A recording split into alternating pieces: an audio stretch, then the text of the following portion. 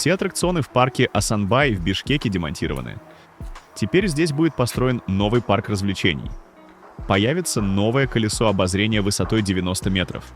В самой зоне отдыха установят новые аттракционы, появятся бассейны для детей и так далее. При этом в мэрии подчеркнули, что на территории парка строить многоэтажки не будут.